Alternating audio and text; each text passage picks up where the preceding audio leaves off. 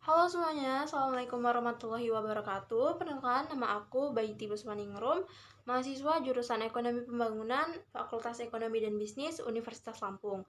Dengan nomor pokok mahasiswa 2211021063. Di sini, pada video kali ini aku akan menjelaskan materi mengenai perdagangan internasional yang mencangkup apa sih pengertian perdagangan internasional dan apa saja cangkupan atau ruang lingkup perdagangan internasional, serta apa yang dimaksud dengan teori klasik dan teori modern perdagangan internasional. So, stay tune dan tonton sampai habis video ini ya. Langsung aja kita ke materinya. Untuk materi pertama, di sini kita akan bahas pengertian dan ruang lingkup perdagangan internasional. Nah, menurut Amir, perdagangan internasional itu adalah transaksi antar negara dengan negara lain yang meliputi pertukaran barang dan jasa dengan melewati batas wilayah berdasarkan dengan kesepakatan.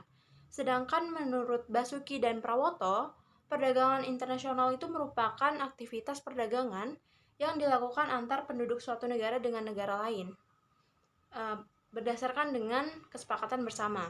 Nah, penduduk suatu negara ini dapat meliputi individu dengan individu, individu dengan pemerintah, atau pemerintah dengan pemerintah di dua negara yang berbeda. Lalu, faktor apa saja sih yang mempengaruhi munculnya perdagangan internasional ini? Ini ada 8 faktor. Yang pertama itu adalah masalah perbedaan sumber daya alam, di mana suatu negara itu tidak dapat memproduksi suatu sumber daya sehingga mengharuskan untuk melakukan ekspor atau impor dari negara lainnya. Nah, terus juga yang kedua itu ada perbedaan iklim. Yang ketiga itu ada perbedaan geografis. Yang keempat itu ada perbedaan skill yang membuat suatu negara tidak bisa memproduksi sendiri. Yang kelima itu ada masalah faktor produksi, yaitu jumlah usia produktif yang lebih sedikit dibandingkan dengan penduduk yang usianya sudah tidak produktif. Contohnya seperti Jepang pada saat ini. Nah, terus yang keenam itu ada masalah kondisi ekonomis atau skala ekonomis yang berbeda. Yang ketujuh itu ada perbedaan struktur sosial yang membuat adanya persaingan antar pengusaha dan antar bangsa. Yang kedelapan atau yang terakhir itu adalah pastinya untuk memperoleh keuntungan dari spesialisasi yang dimiliki oleh negara tersebut. Nah, lalu apa sih pengaruh perdagangan internasional ini terhadap ekonomi nasional? Nah, di sini kita buat dua asumsi. Yang pertama, jika terdapat kenaikan ekspor, dan yang kedua itu dengan adanya kenaikan impor. Nah, pada asumsi yang pertama, jika terdapat kenaikan ekspor dalam suatu negara, maka hal tersebut akan mengurangi suplai dalam negeri. Karena misalkan dalam negeri itu memiliki stok suatu barang sebesar 200 barang. Namun karena karena produsen harus melakukan ekspor sejumlah 50 kita katakan, maka sebanyak 50 itu akan diberikan kepada negara lain dan sisa di dalam negara domestik itu hanya tersisa 150. Akhirnya stok dalam negeri itu berkurang, dan karena ada terjadinya pengurangan stok dalam negeri ini, maka permintaan domestik terhadap barang tersebut akan meningkat. Nah, peningkatan pada barang tersebut dapat mengakibatkan adanya peningkatan harga. Lalu, pada asumsi yang kedua, yaitu adanya kenaikan impor. Nah, jika terdapat kenaikan impor, maka stok barang di dalam domestik itu akan meningkat karena kita mengimpor atau memasukkan barang dari luar negeri ke dalam negeri kita. Nah, peningkatan stok barang ini jika tidak dibarengi dengan peningkatan permintaan dalam negeri akan mengakibatkan adanya penurunan harga. Kenapa? Karena jika stok kita meningkat tetapi permintaannya tidak meningkat, maka ada barang yang di situ dia tidak akan terjual. Maka harganya diturunkan supaya konsumen itu mau membeli lebih untuk barang tersebut dan akhirnya stok menjadi habis. Nah, untuk Teori perdagangan internasional itu ada 4, yaitu ada teori praklasik merkantilisme, ada teori klasik absolute advantage, ada teori comparative advantage, dan ada teori modern Hexer-Ohlin. Nah, ini kita akan bahas di materi selanjutnya. Di sini kita akan memasuki materi teori klasik perdagangan internasional. Sebelum kita memasuki teori klasik, ada yang namanya teori praklasik merkantilisme. Teori ini dicetuskan oleh David Ricardo. Nah, teori merkantilisme ini salah satu teori perdagangan tertua yang berkembang pada abad 16, dan teori ini berfokus pada peran negara dalam mengontrol perdagangan untuk meningkatkan cadangan emas dan perak sebagai ukuran kekayaan nasional. Nah, pada abad itu, kekayaan negara itu tidak diukur dengan mata uang yang ada sekarang, namun diukur dengan adanya cadangan emas atau perak yang digunakan untuk bertransaksi. Nah, pandangan ini menganggap bahwa kekayaan negara itu terbatas, kekayaan dunia itu terbatas, sehingga persaingan untuk sumber daya dan perdagangan sangat penting. Nah, strategi utama yang dapat digunakan pada saat ini itu adalah praktik proteksionisme, seperti adanya pengenaan tarif dan pembatasan impor. Lalu yang kedua, itu ada teori klasik absolute advantage. Ini teori dari Adam Smith. Nah, Adam Smith dalam bukunya Wealth of Nation tahun 1776 memperkenalkan konsep keunggulan absolut. Nah, teori ini merupakan kritik terhadap teori merkantilisme yang menyatakan bahwasanya kemakmuran suatu negara itu tidak seharusnya ditentukan oleh banyaknya logam mulia yang dimiliki oleh negara tersebut. Nah, bersamaan dengan teori ini, muncullah GDP atau Gross Domestic Product yang sampai saat ini masih digunakan untuk mengukur kekayaan negara. Nah,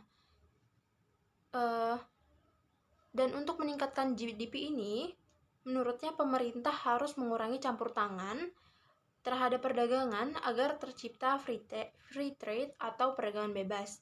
Nah, dalam teori ini, negara yang bisa melakukan ekspor itu adalah negara yang memiliki kelebihan sumber daya alam.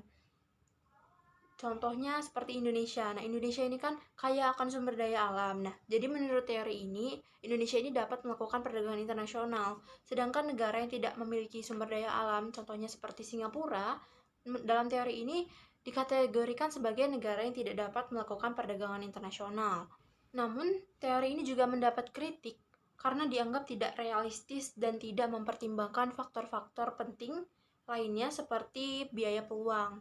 Dan juga dikatakan bahwasanya negara yang dapat melakukan perdagangan internasional adalah negara yang memiliki kelebihan. Lalu bagaimana dengan negara yang tidak memiliki kelebihan? Apakah negara tersebut tidak dapat berdagang? Nah, kritik tersebut dijawab oleh John Stuart Mill dalam teori comparative advantage yang telah dikembangkan oleh David Ricardo. Menurutnya, dalam teori ini, bahwasanya negara yang tidak memiliki keunggulan absolut, tidak memiliki kelebihan atau keunggulan, itu tetap dapat melakukan perdagangan internasional dengan cara melakukan efisiensi biaya produksi. Nah, selain biaya produksi ini, faktor-faktor seperti permintaan dan utilitas konsumen juga memainkan peran penting dalam menentukan pola perdagangan internasional. Nah, kita contohkan negara Cina. Negara Cina ini dapat dikatakan pintar dalam melakukan efisiensi biaya dan inovasi produk-produk gitu. Cina ini dapat menghasilkan produk yang biaya produksinya itu murah gitu, namun kualitasnya dapat bersaing di pasaran, sehingga banyak konsumen yang tertarik dengan produk-produk Cina ini karena barangnya lebih murah dibandingkan dengan barang-barang yang lainnya, seperti itu. Nah, oleh karena itu, negara yang tidak memiliki keunggulan absolut seperti Singapura itu tadi dapat berdagang internasional dengan cara efisiensi biaya tersebut. Nah, di materi yang ketiga ini, kita akan membahas teori modern perdagangan internasional. Ini merupakan teori faktor proporsional yang dikemukakan oleh Hexer dan Bertir Ohlin. Nah, teori ini menyebutkan bahwa perdagangan internasional bisa terjadi karena adanya perbedaan dalam jumlah faktor produksi yang dimiliki suatu negara, sehingga menyebabkan adanya pertukaran. Nah, menurut Hexer-Ohlin, beberapa faktor endomen itu diantaranya adalah faktor tanah atau natural resource, lalu ada faktor manusia, dan juga ada faktor modal. Nah, di sini coba kita asumsikan negara Indonesia dengan Jepang. Nah, di mana Indonesia ini merupakan negara yang padat karya atau memiliki banyak tenaga kerja. Dan negara Indonesia ini merupakan negara penghasil pakaian. Lalu asumsi yang kedua adalah Jepang sebagai negara yang memiliki padat modal atau memiliki banyak capital namun tidak dengan tenaga kerja. Tenaga kerja di Jepang sedikit. Nah, kita asumsikan negara Jepang ini merupakan negara yang memproduksi alat elektronik. Nah, Indonesia tahu bahwasanya ia kelebihan tenaga kerja sehingga ia lebih memilih untuk memproduksi pakaian yang dimana produksinya ini membutuhkan lebih banyak tenaga kerja sehingga tidak dan juga minim modal. Ya, negara Indonesia tahu bahwasanya ia kelebihan tenaga kerja sehingga ia lebih memilih untuk memproduksi pakaian yang dimana produksinya ini lebih membutuhkan banyaknya tenaga kerja dibandingkan banyaknya modal. Nah, di sisi lain, Jepang yang memiliki kelebihan modal memproduksi alat elektronik karena alat elektronik bisa diproduksi dengan menggunakan mesin. Mereka tidak terkendala dalam modal, namun terkendala dalam tenaga kerja sehingga alokasinya tenaga kerja itu dikerjakan oleh mesin.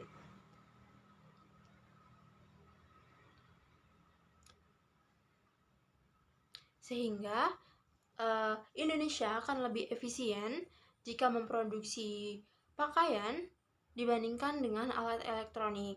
Begitu pula Jepang yang akan lebih efisien jika memproduksi alat elektronik dibandingkan dengan pakaian.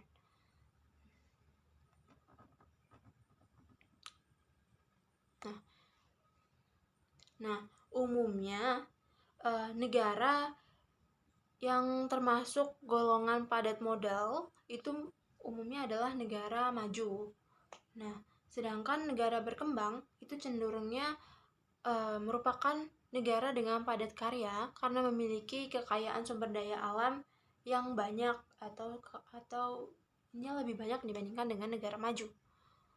Oleh karena itu, mereka cenderung mengekspor barang yang produksinya menggunakan padat karya. Nah, dalam model Hexer-Ohlin,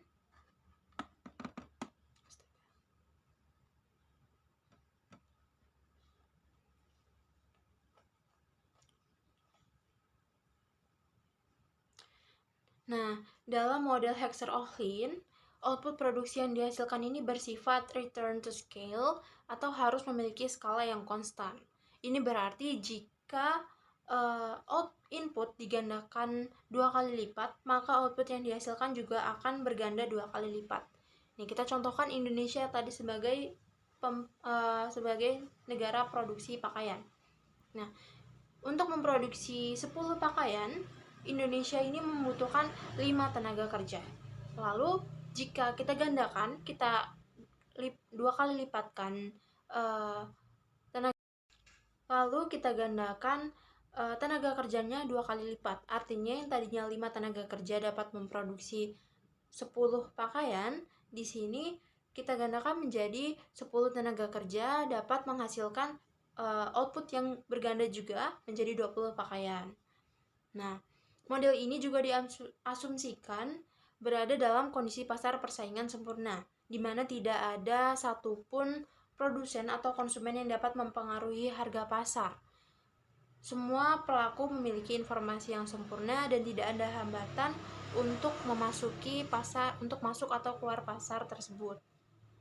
Nah, teori ini memiliki 4 siklus produk yang dikenal dengan International Product Life Cycle Theory, di mana ada 4 tahapan. Tahap pertama itu adalah tahap pengenalan, tahap kedua adalah tahap pertumbuhan, tahap ketiga adalah tahap kematangan, dan tahap keempat adalah tahap penurunan. Di mana tahap pengenalan ini biasanya terjadi di negara maju, di mana negara maju ini biasanya memproduksi dan berinovasi pada produk-produk baru karena memiliki kelimpahan modal dan juga tenaga kerja yang lebih terampil. Nah, pada tahap ini negara maju menjadi satu-satunya pengekspor barang tersebut. Lalu di tahap kedua yaitu tahap pertumbuhan. Nah, di tahap ini permintaan akan barang tersebut itu meningkat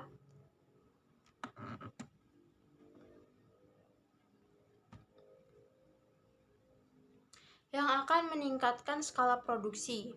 Namun pada tahap ini investasi sudah mulai masuk ke negara berkembang, meskipun negara maju tetap menjadi eksportir utama.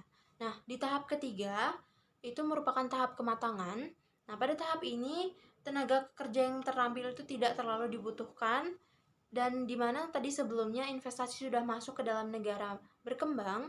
Nah, di tahap kematangan ini negara berkembang sudah mulai belajar memproduksi barang yang sebelumnya hanya bisa diproduksi oleh negara maju. Nah, tahap yang terakhir itu adalah tahap penurunan. Nah, pada tahap ini negara berkembang itu sudah tidak lagi menjadi produsen utama, atau malah bisa jadi negara maju yang tadinya menjadi produsen utama ini sekarang mengimpor barang tersebut dari negara berkembang karena adanya tenaga kerja yang lebih murah sehingga menghasilkan barang yang lebih murah. Nah, jadi lebih efisien jika negara maju mengimpor barang tersebut dari negara berkembang. Nah, cukup sekian materi yang bisa saya sampaikan. Terima kasih bagi yang sudah menyimak video ini sampai akhir. Bila ada kesalahan, saya mohon maaf. Saya tutup. Assalamualaikum warahmatullahi wabarakatuh. Bye-bye.